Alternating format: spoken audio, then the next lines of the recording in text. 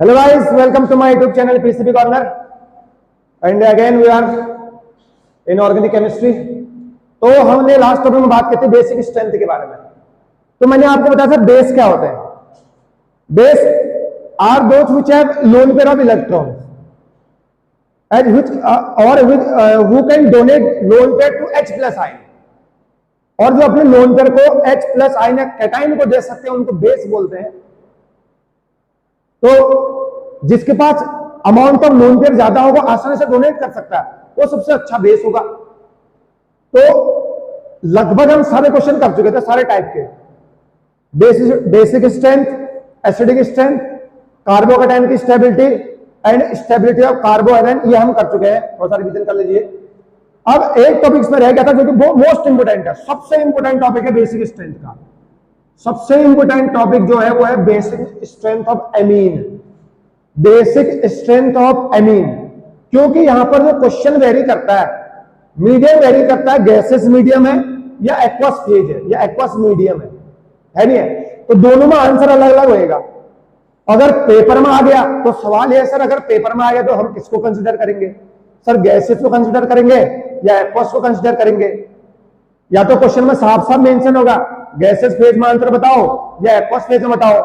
अगर sir mention ही कुछ नहीं है, एक्वस भी मेंशन नहीं है या गैस भी मेंशन नहीं है, तो आपको क्या हमने सेलेक्ट करना होगा, किस बेसिस पर हम आंसर देंगे, ये हम बताएंगे यहां पे।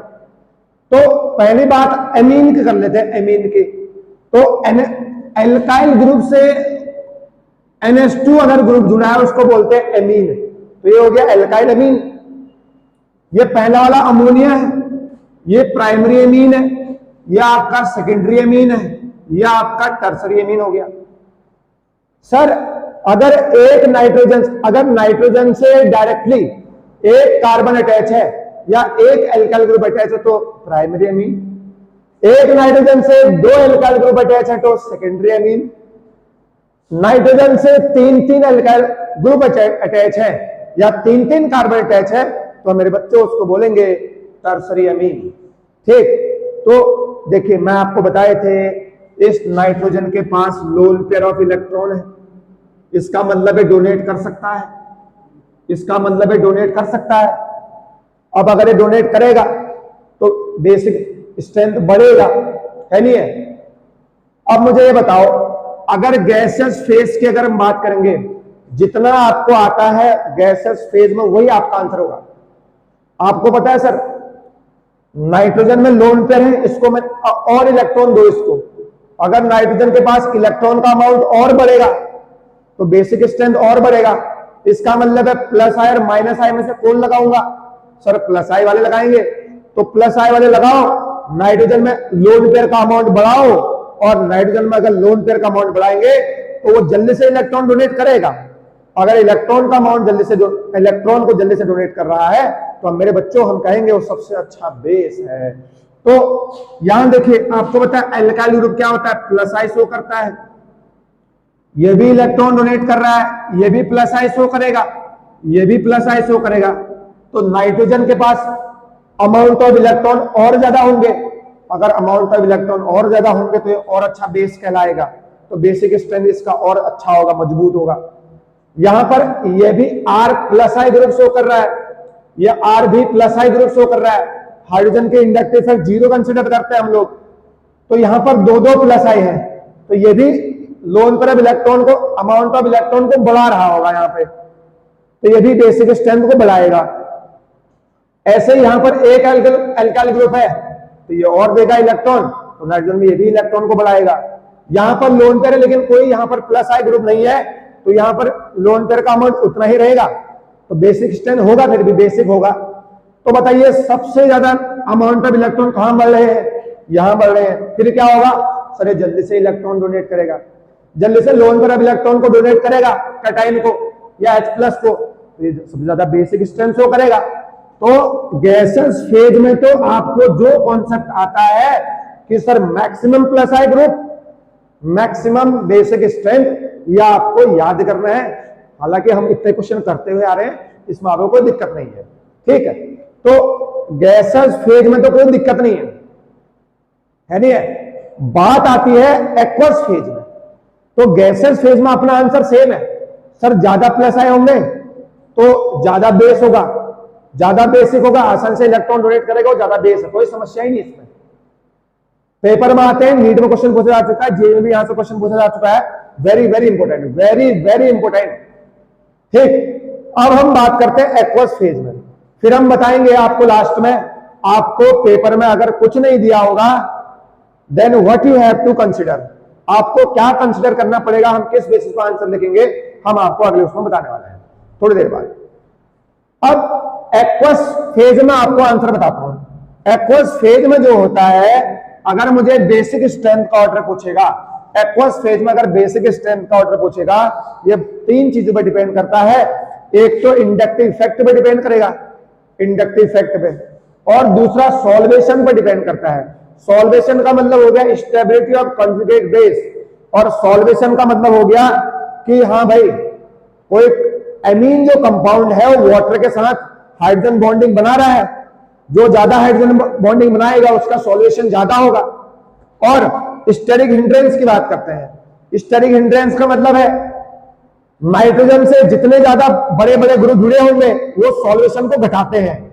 सॉल्वेशन के अगर सॉल्वेशन के प्रोसेस को अगर डिक्रीज करेंगे, आप ये बताइए सॉल्वेशन की प्रोसेस अगर डिक्रीज करते हैं, अगर सॉल्वेशन की प्रोसेस उन्होंने डिक्रीज करा, इसका मतलब होता है कंजुगेट बेस की स्टेबिलिटी भी कम होगी, स्टेबिलिटी कम होगी, इसका मतलब होता है बेसिक स्ट्रेंथ भी क्या होगा, कम होगा। ठीक है ना।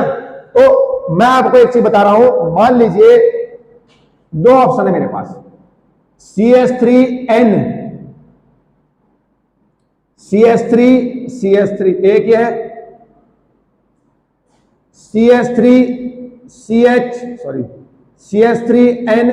CH3, ये हो गया सेकेंडरी अमीन, ये हो गया टर्सरी अमीन, और अगला है CH3NH2 प्राइमरी अमीन, अगला है अमोनिया, ये रहा NH3।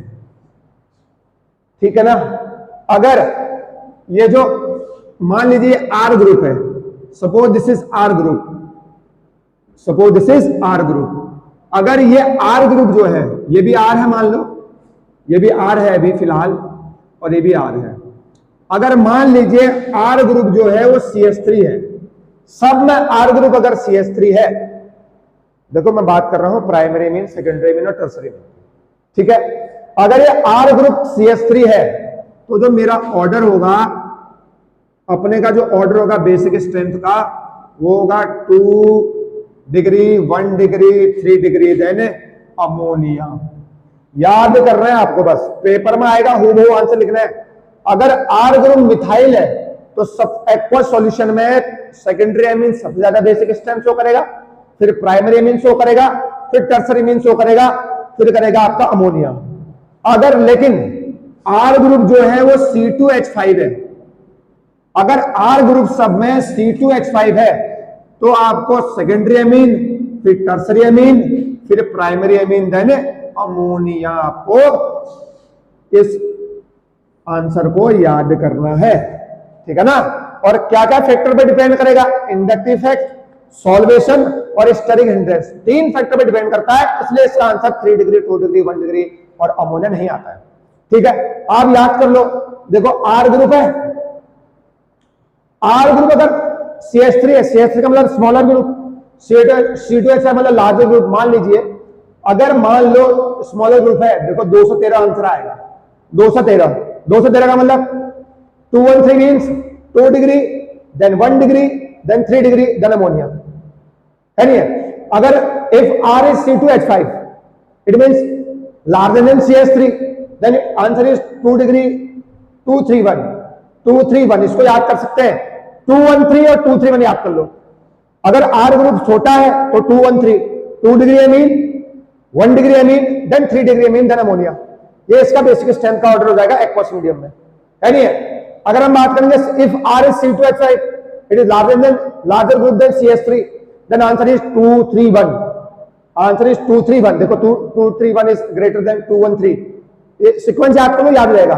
231 for R equals to CH3, sorry 213 and 231 for R equals to C2H5, है नहीं है। तो हमेशा याद रखिए, हमेशा काम आएगा आपके।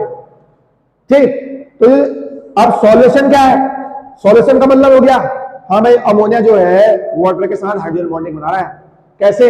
मान लीजिए अमोनिया है RNH2, यानी इसके बाद लोन पेयर है, ये लोन पेयर अब इलेक्ट्रॉन H+ को दे दो तो ये बच जाएगा RNH, H और H। फिर आप इसको वाटर के साथ रिएक्शन करो, वाटर के साथ अगर हम इसको करेंगे तो ये हाइड्रोजन बॉन्डिंग बना देगा, है नहीं है? इस लोन पेयर डोनेट किया, इसके ऊपर पॉजिटिव चार्ज आएगा। तो सॉल्यूशन का मतलब है कि कंजुगेट बेस की स्टेबिलिटी या कंजुगेट एसिड की स्टेबिलिटी, समझ में आई नहीं है? तो सॉल्यूशन का मतलब होता है वाटर के साथ हाइड्रोजन बॉन्डिंग बनाना, तो सॉल्यूशन उसमें ज्यादा होगा जो ज्यादा हाइड्रोजन बॉन्डिंग बना रहा होगा। और अगर मान लीजिए बड़े बड़े मॉलिक्यूल है, ये R ग्रुप ये है, R ग्रुप ये भी है, R ग्रुप ये भी है, तो सॉल्यूशन में दिक्कत आएगी, सॉल्यूशन डिक्रीज होगा, उसमें हाइड्रोजन बॉन्डिंग बनेगी नहीं। 3-3 R ग्रुप, इसको भी R ग्रुप लगा दो, इसको भी R ग्रुप लगा दो, ठीक है ना, 2 हाइड्रोजन बॉन्डिंग तो कम हो गई वाटर के साथ, है नहीं है? तो सॉल्यूशन जो है वो क्या करेगा? स्टेरिक हिंड्रेंस को, सॉल्वेशन स्टेरिक हिंड्रेंस जो है ना सॉल्यूशन को डिक्रीज करता है, ठीक है ना। स्टेरिक हिंड्रेंस का मतलब है लार्जर मॉलिक्यूल होंगे they will repel each other, ठीक, और स्टेरिक हिंड्रेंस सॉल्यूशन को क्या करेंगे? कम करेंगे, ठीक है ना। तो आपको सिर्फ याद रखना है, अगर मान लीजिए गैसियस में अगर आपका आंसर आ गया, अगर गैसियस फेज में आंसर आ गया, अगर पूछता है गैसियस फेज में हमारा आंसर क्या होगा, अगर प्राइमरी एमीन, सेकेंडरी एमीन और टर्सरी एमीन में पूछेगा कि सर गैसियस फेज में कैसे लिखेंगे, तो आपका आंसर जाएगा 3 degree, 2 degree, 1 degree, then ammonia. ये तो आपका गैसियस फेज है, इसमें तो आपका डायरेक्ट आई इफेक्ट लगना है। क्या लगना है? आई इफेक्ट लगना है नहीं है?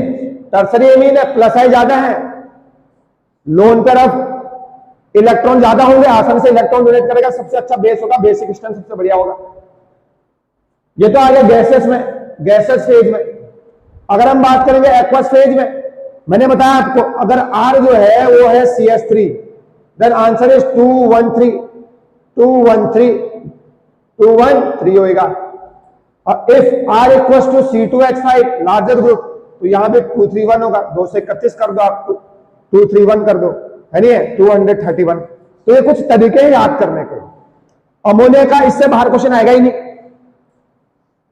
और मैं आपको एक चीज बता रहा हूं, अब गैसेस फेज में आएगा तो ये कर लेंगे आप, एक्वस फेज में आएगा तो आप कर लेंगे, अगर CS3 है तो ये लगाओ आंसर, C2H5 है तो ये लगाओ। अगर लेकिन अगर आ गया कि खाली आ गया कि मतलब हाँ भाई arrange the following in the increasing order of their basic strength, ना आपको क्वेश्चन में मेंशन है गैसेस फेज, ना ही आपका मेंशन है एक्वस फेज, तो आप हमेशा एक्वस फेज को प्रीफर करेंगे, है नहीं है? तो आपको मानना है कि क्वेश्चन पूछा है एक्वस फेज में, तो आपको देखना है भाई CS3 है तो 213 लगाओ, 213 लगाओ answer, and if C2H5 is there then 231 is answer, है नहीं है? तो ये आपको बहुत बहुत इंपोर्टेंट क्वेश्चन है, these are very very important question, ये बहुत बहुत इंपोर्टेंट है। Basic strength of ammonia question में पूछा जाता है, बहुत बार एग्जाम में आ चुका है, ठीक। एसिडिक स्ट्रेंथ हमने बात कर चुकी है, एसिडिक स्ट्रेंथ, एसिड वो होते हैं जो H+ डोनेट करते हैं, है नहीं है, या जिसके पास इलेक्ट्रॉन की कमी होती है, और इसका मतलब उसकी स्टेबिलिटी बढ़ानी है, ठीक है ना। और कंजुगेट बेस की स्टेबिलिटी मुझे बढ़ानी है यहाँ पे, और कंजुगेट बेस की स्टेबिलिटी बढ़ानी है तो -I जोड़ूंगा, तो acidic strength is directly proportional to -I effect and basic strength is directly proportional to +I effect. तो यहाँ पर हमने डिस्कस कर चुके हैं, ठीक है ना। अगले लेक्चर में लेके आएंगे आपको रेजोनेंस के साथ। Till then have a nice day, thank you so much.